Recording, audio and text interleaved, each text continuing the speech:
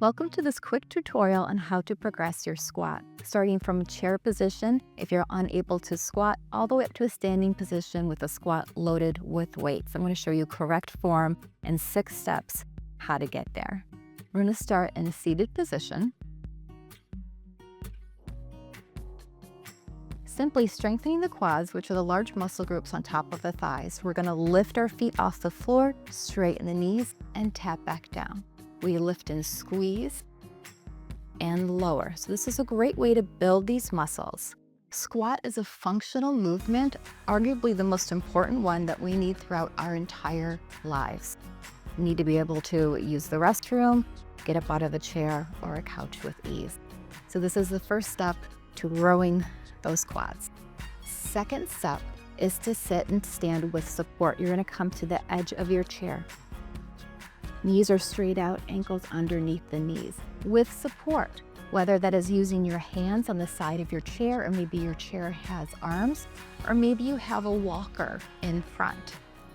You're going to hinge forward from the waist and push off using your hands, coming to a standing position. Without a sway in the back, we come back down. Again, with support, find that chair with your hands and come back down. So one more time. Again, we hinge forward. That makes it easier with your center of gravity. Push through the heels. We step up. And again, with support either in front or behind you, we come back down. Third step, once you've done that, again, I would aim for 10 reps, maybe 2 or 3 times a day before you progress to the next step. Step 3 is no hands or support. So they can be on top of your thighs or just at your sides. Again, we hinge, pushing through the soles of our feet. We come up and we sit back down.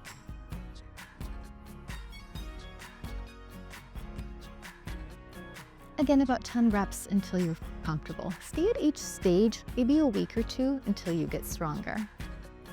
Next, step 4 is coming up again, hinging forward, hips come back. Maybe we just go as low to tap our bum to the chair, and then we stand back up.